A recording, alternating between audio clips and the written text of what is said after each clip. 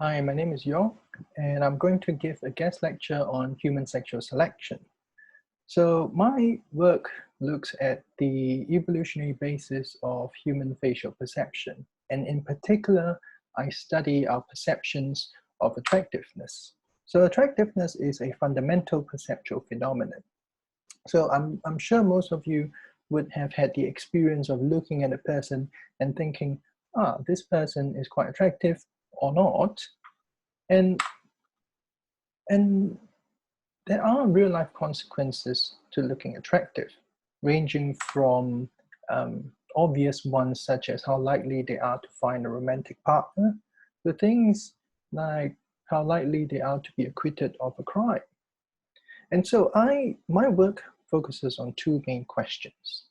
One is what makes a person attractive? What are the traits on the face that makes a person good looking, and why? Are they just sort of arbitrary social standards, or are there any functional reasons? So today I'm going to talk about my work on facial masculinity in men. I'm going to talk about them in three main parts. So firstly, I'm going to talk about, is masculinity in men attractive? Second, I'm going to look at whether masculinity is a signal of the man's immune function. And lastly, how does diet influence this link between masculinity and immune function? So masculine traits or sexually dimorphic traits can be found in many species in the animal world.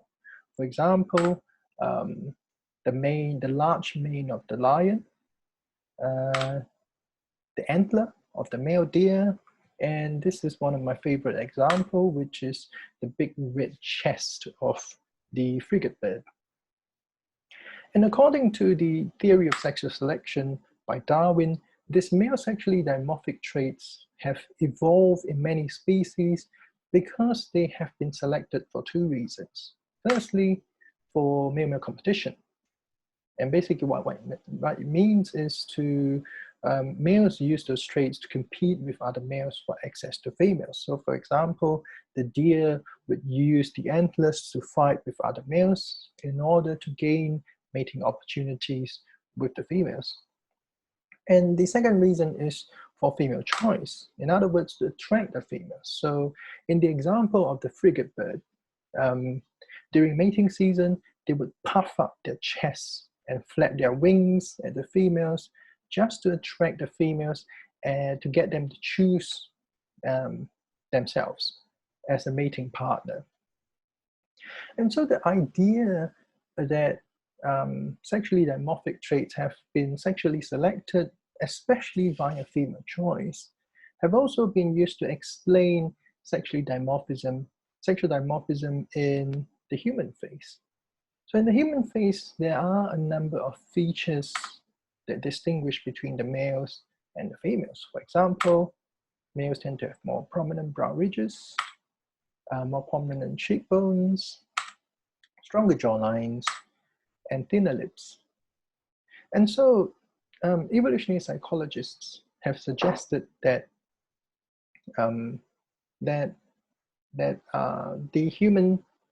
the sexual dimorphism in the human face have also evolved because of sexual selection. And in order for female choice to occur, of course, the first thing is women have to find men that are masculine more attractive. And is that so? Indeed, there is a lot of evidence suggesting that more masculine men are actually more attractive, and including this meta-analysis by my PhD supervisor, Jill Rhodes. What she did was to compile all the studies on the topic and summarize the results. And what she found was that overall, there is indeed a preference for more masculine faces in women.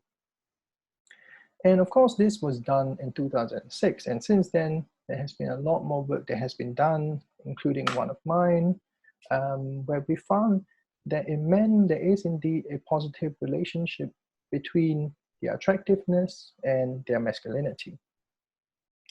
And I'll note here that this is the result even after we control for other things such as the asymmetry, adiposity or fatness, and as well as things like skin color. And by skin color, I'm not referring to sort of racial skin color. I'm referring to within a race, the variation in skin color that you observe across individuals, like how light or how dark they look, redness, yellowness, things like that. And so there is quite a bit of evidence suggesting that masculinity is attractive. But of course, in science, things are always not that straightforward. So this relationship can actually vary. And this variance in this relationship is very appropriately captured by this quote by Rob Brooks, who is also at UNSW. So he says that for every Javier Bardem or Josh Brolin, so these are very classic masculine Hollywood men, there is an Orlando Bloom or Zac Efron down the girly end of the continuum. So what he's trying to say here is that while we can think of men that are masculine and attractive, we can also think of examples of men who are not as masculine that can still be considered quite attractive or very attractive. And typically, this variance in the relationship have been studied in terms of what we call an adaptive shifts. And basically, what the idea is that different women are balancing the pros and cons of selecting a masculine man depending on their own circumstances. And so having a masculine man might be attractive, he might be attractive, but he might also come with certain undesirable traits like aggressiveness, like tendency to cheat on the partner. And so women are balancing pros and cons. And this balancing of the pros and cons and these shifts have been studied in terms of a number of factors, including the menstrual cycle. So the idea is that during the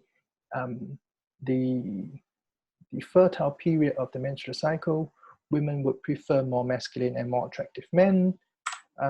Short-term versus long-term mating. In long-term mating, women would probably want to care not just about attractiveness, but also about things like their personality and then their own attractiveness. So women who are more attractive would prefer more masculine, more attractive men. But of course, the idea of adaptive shifts is very controversial, and the field appears to be doing a bit of a U-turn recently with a large study involving more than 400 women, finding that there's no evidence suggesting that women change their masculinity preference across the menstrual cycle. And instead, what they found was that regardless of how they analyzed the data, they always found a preference for more masculine faces in women.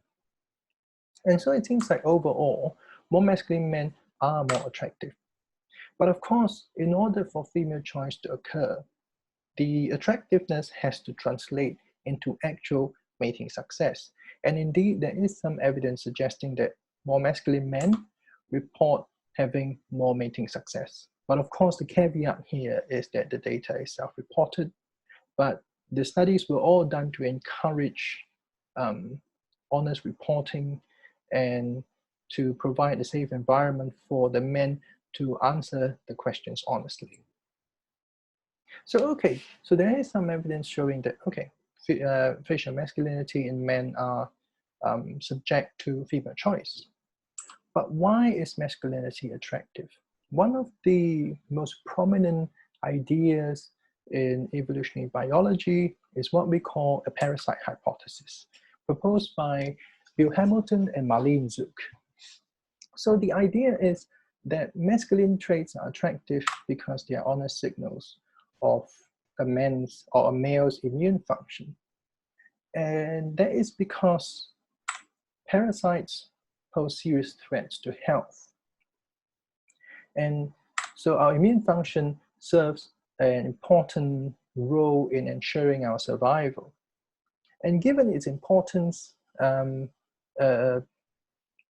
individual would benefit from selecting a healthy partner who can then bring with them a number of indirect or direct benefits. So for example, a healthy partner would be a better parent, would be a better partner, is less likely to contain some infectious disease, and they might possess good genes that can be passed down to the offspring. And so the key idea here is the idea of honesty. So what does it mean by honesty? Here, what we're referring to is that men of poor quality, of poor immune function, must not be able to cheat and express a highly attractive masculine face. Because if that happens, then the whole signaling system would fall apart, because anyone can then have an attractive masculine face.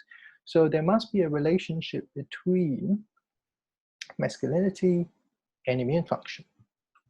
And how this honesty is maintained is via what we call a life history trade-off.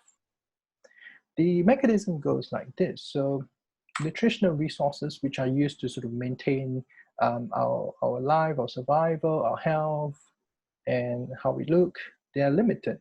And so, and this has to be distributed between different traits such as attractiveness and health. And so masculinity and immunity both require resources. And so there's a trade-off. If an individual devotes more resources to looking attractive, then there's less for health. So the idea is that only healthy men, because they're healthy to begin with, they can then say, okay, I have this set of resources, I can devote it to other things such as attractiveness. That's when they can develop attractive masculine features. And so I'll illustrate this more with an example. So let's say here we have a very healthy person with good immune function. And so he can afford to divert resources to developing masculine faces without compromising his health. And so that's when he starts to look more masculine and perhaps look more like Hugh Jackman. And so then we have again another guy who's not very healthy, he's kind of weak, poor immune function. So he would not be able to divert resources away from maintaining his health because that would compromise his survival. And so he would be less masculine and perhaps look more like Leonardo DiCaprio. And so that's the mechanism explaining the relationship between masculinity and immune function. But what does the empirical evidence say? Does facial masculinity actually signal good immune function? So the evidence so far is quite complicated. So studies have examined this relationship using different types of health measures, including things like self-reports. So self-reported frequency of diseases or number of times they have to take antibiotics, to doctors' ratings, objective ratings of the health of the individuals. And in more recent studies, we've used physiological indicators of the immune system, things like the antibodies and the antiviral or antibacterial factors that are found in biological fluids like their saliva. And what we found was that some studies have found relationship between masculinity and immune function, but others have not. And so, and one of the key issues that is common in all these studies is that what they usually do is this. They recruit a bunch of adult men, and then they would measure their facial masculinity, and then they would measure their immune function at the same time. And then they would try to correlate those two measures and see if there's a relationship. But there's an issue here which is related to the developmental trajectory of the facial masculinity in men. So before puberty, men and women actually look quite similar. They only start to diverge when puberty begins, and the increase in sex hormones leads men to to develop highly masculine faces, while women stay relatively the same. And so puberty forms a critical period for the development of masculine facial features. So this period would be more relevant to the trade-offs between immune function and the development of attractive traits than adulthood. And so it is the health during this period that is more relevant than current adult health. And so, yeah, like I said, this is when it is after puberty that men start to develop the masculine looks that they have.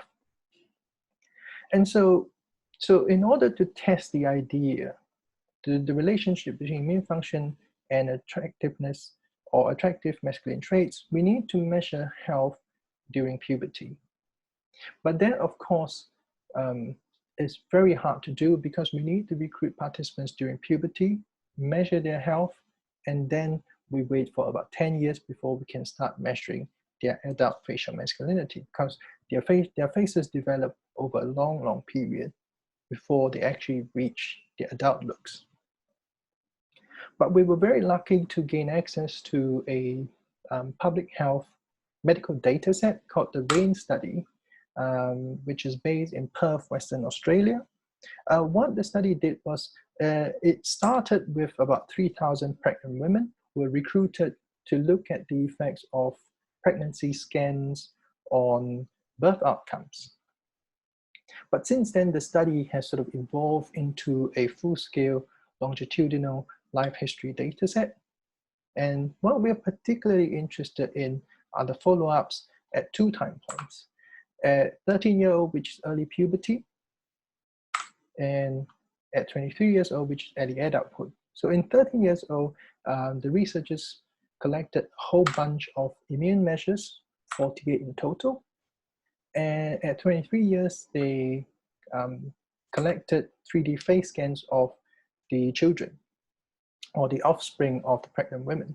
And so here, this gives us the opportunity to examine the effect of immune function during puberty and adult facial appearance. In total, we had 218 men and 236 women. I'm going to present just the data for men today, but I'll explain how we use the women's data for some of our measurements.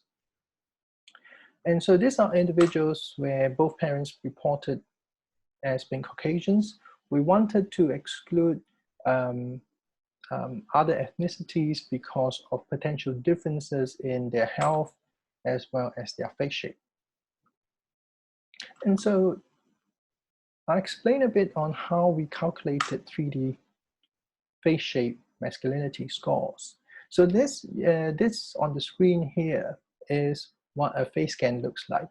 So this mesh-like structure is basically dots on the face, which are then connected to adjacent dots using, resulting in this mesh-like shape that you're looking at, texture that you're looking at. And so then using this mesh, we can then put landmarks to identify common regions, such as the eyes, the nose, as well as the mouth. And by combining this landmark information and the meshes, we can then calculate variation in shape across faces. And so I won't go into the technical detail, but I explain sort of how we arrive at the masculinity scores. So once we have done this landmarking, what we can do is to create an average face. So we can mesh all the men in our sample and generate what we call an average face. So you can consider this as the average Perth man. And then we can do the same for our female faces, resulting in the average Perth woman. And then we can express the difference between the men and the women, and the average man and the average woman on what we call a sexual dimorphism continuum. So for example, let's say the average female is -0.5. The average male, let's call it 0.5. So the difference between them is 1. So we then can start slotting the individuals in our data set along this continuum and based on how masculine they are. So for example, if you have a highly masculine guy, let's call him Davo, he's sort of twice the distance from the average female compared to the average male. So we'll give him a score of 1.5. So the score from the average female is 2 compared to the average male, which is 1. And so that's Davo. And we can do the same for all our faces. We can start slotting them along this continuum. And that's how we get our masculinity score. Once we do that, we can also compare, we can check, do some sense check to make sure that we are actually getting measures of masculinity by comparing the male and the female distribution. So what you see here, the purple is the female data, the green is the male data, and you can see two very clear distributions. And that tells us that we are getting the right measure of masculinity. And so that's our masculinity score. And then the next thing that we had to do is to reduce the amount of variables we're looking at for our immune measures. So we had 48 immune measures, so we can't test them individually. So we have to somehow put them, we have to somehow summarize them into less variables. So we had white blood cell counts, we have antibody measurements, we have measures of inflammatory markers, allergy markers, and, and cytokine responses. So what we did was to take all these 48 measures and put them into what we call a principal components analysis, which then groups them into a smaller number of groups of variables. And that still resulted in 16 principal components, which of course makes sense because it's unlikely that all these measurements would result in one single immune measure, because our immune system works by building a lot of redundancies to deal with different threats and different evolving parasitic threats. So there will be a lot of independent arms. And in this case, we find 16 of them. And so from this 16 pieces, what we did was to do some sort of statistical model selection to find out which of them are related to our masculinity score in our MET. And so in total, what we found 4 PCs that were related to our facial masculinity. So PC4, PC6, PC9, and PC15. So I'll talk about what those PCs mean later. But firstly, what we find here is this graph show a number of important information. Firstly, the relationship between immune function and masculinity, which is on the y-axis, is always positive, which is what we expect it to be. So you can see that they're all in the positive direction. But what we also find is that the relationship for individual PCs is very small. You can see that from how widely spread the dots are along the line. And so indeed, the relationship is quite small when we look at the effect sizes. So it's about 0.13 to 0.15. So that's a small effect size. But the picture becomes a lot clearer when we look at all 4 of them combined and looking at their relationship with masculinity. And what we find here, which is a much clearer positive relationship, and you can see that the distribution of the points are a lot more clear-cut. So it's showing this positive trend. And the same thing with the effect size. What we're finding is a much larger effect size of 0.27. And so what this is telling us here is that no individual immune measure is going to be very useful. And indeed, a lot of the previous studies have looked at a small number of immune measures. This might be why we are getting sort of mixed results. But instead, we should be using multiple measures when we're studying the immune system. And so the next thing, in order to interpret the information, we have to look at the variables that go into the individual PCs. So for example, for PC4, these are mostly related to allergies. So, and then PC6, so the first one for PC4, we have an IgE, which is an allergy antibody, and we have the cytokine responses to house dust mites, which is a common allergen in Australia. For PC6, we're looking at antibacterial and antiviral antibodies. So P4 and P6 are related, are the surface proteins of influenza. PSP is for pneumococcal. And so what we're looking at here is the antiviral and antibacterial antibodies. For PC9, we are back to things related to allergies. So these are cytokine responses to rye, which is a type of plant and is a common allergen in Australia again. And in 15, we get different things such as the white blood cell counts, as well as cytokine responses to LPS, which is a bacterial protein. And so when we first looked at this data, we found it really interesting that there were a number of PCs that were related to the allergy system. For example, the ones that are found in PC4, ones in PC9, as well as basophil count, which is a white blood cell count in PC15. So we wondered to ourselves, why allergies?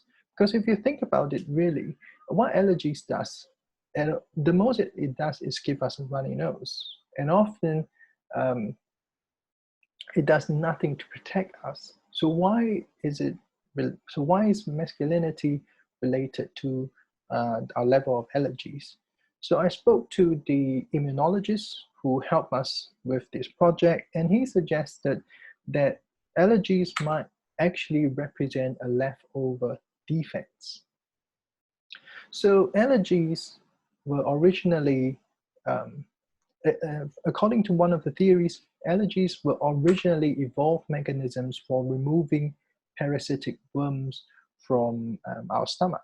So what it does when we have parasitic worms, what happens is the allergy system will start producing a lot of fluids in our stomach and then increase the muscular contractility in our stomach and our intestines in order to sort of sweep out the worms. And that's why you get symptoms such as diarrhea.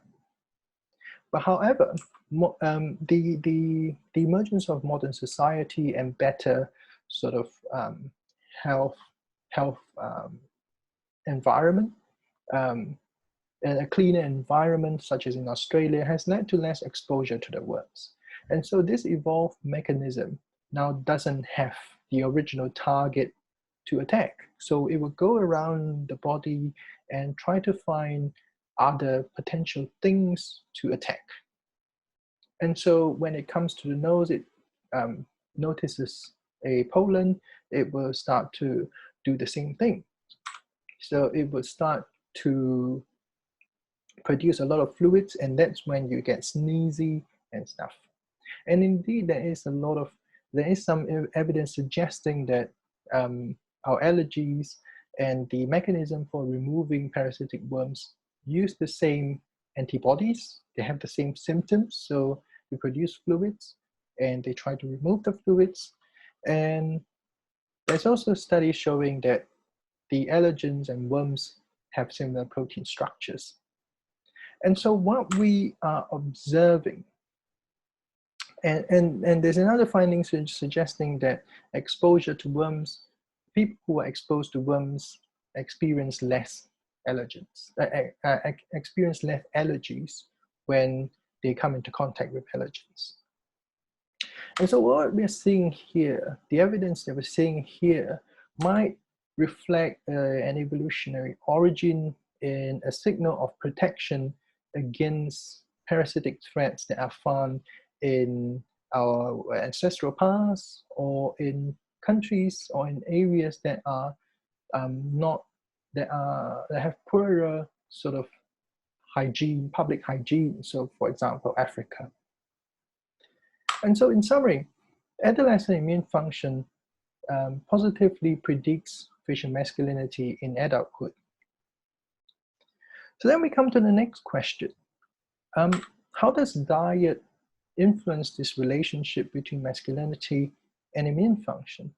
Remember, I was telling you that the main mechanism for maintaining an honest signal is due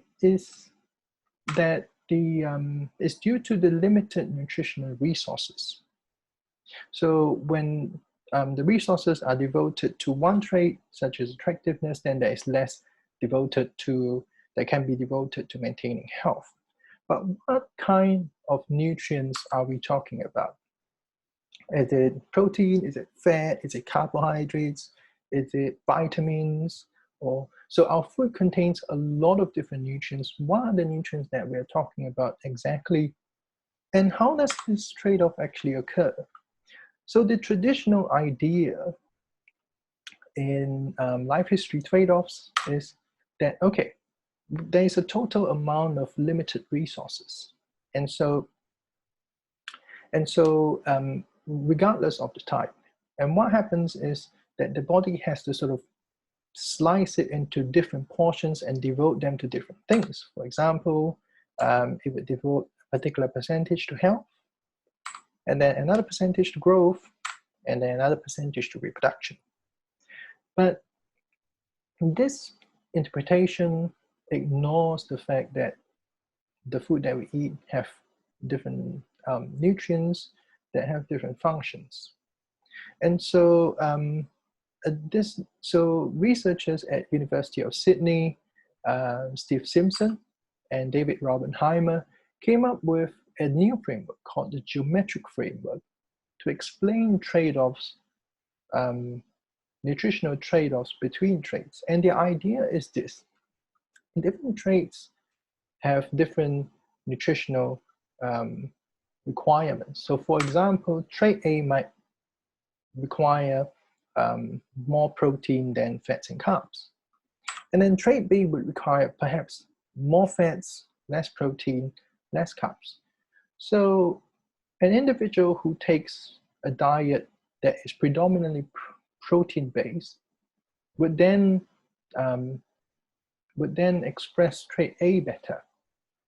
But what happens is that would come at the cost to their trait B. So let's say this is, for example, attractiveness. They would be more attractive, but that would come at a cost to a different trait, such as maybe health.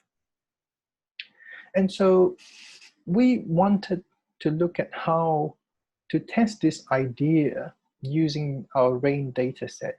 And fortunately, we have the diet information from the participants when they were 13 years old. So we were able to look at how diet during the developmental period influences the maintenance of immune function versus the development of facial masculinity.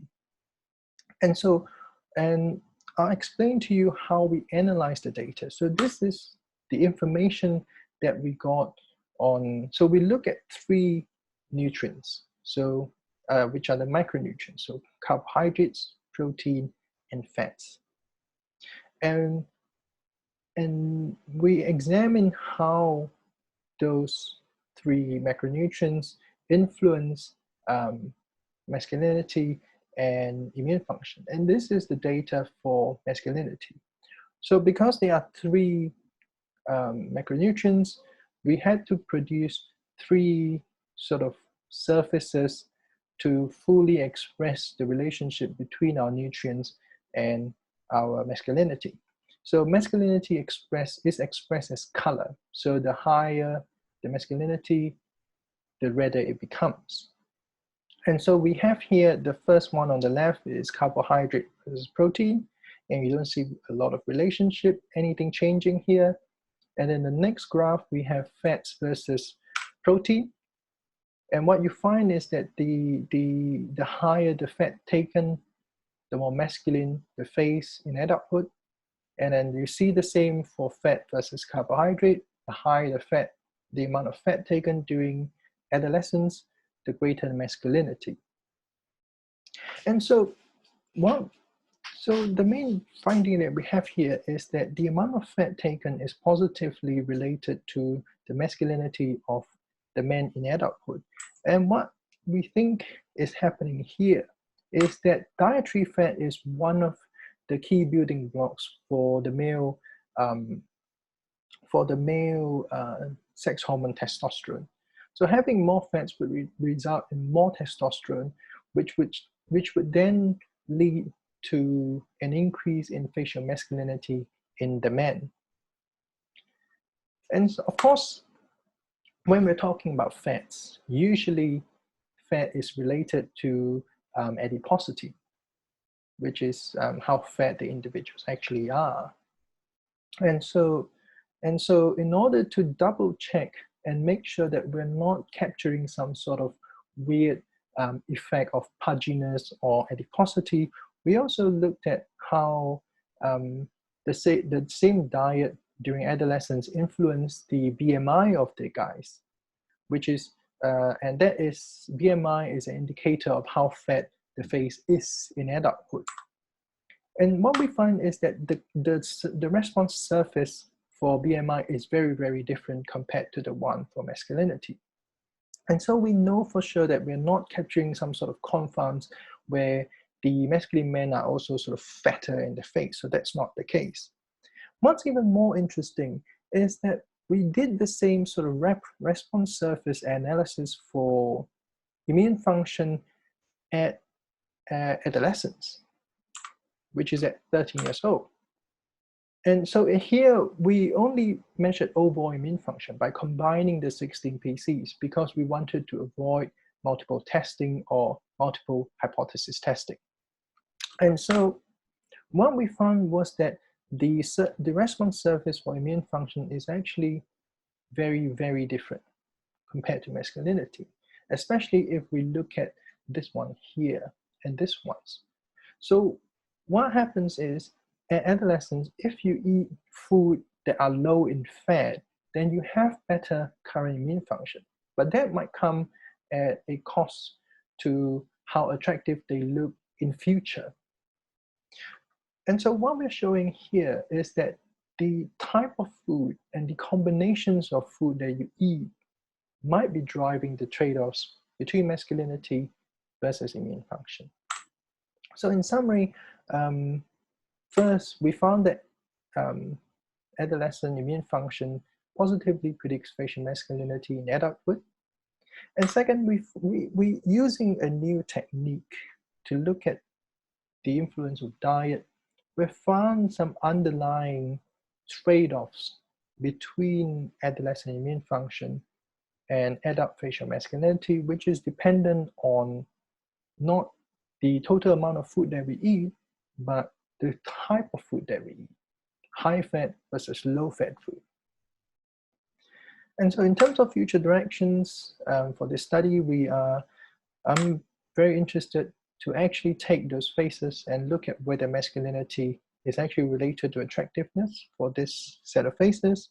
And we are looking at how diet might impact other life history traits, like the men's reproductive health, their genetic health, and we're looking to expand our analysis to other nutrients. So both macronutrients as well as micronutrients like vitamins, like other carotenoids and stuff like that. So with that, these are the collaborators, and thank you very much for listening.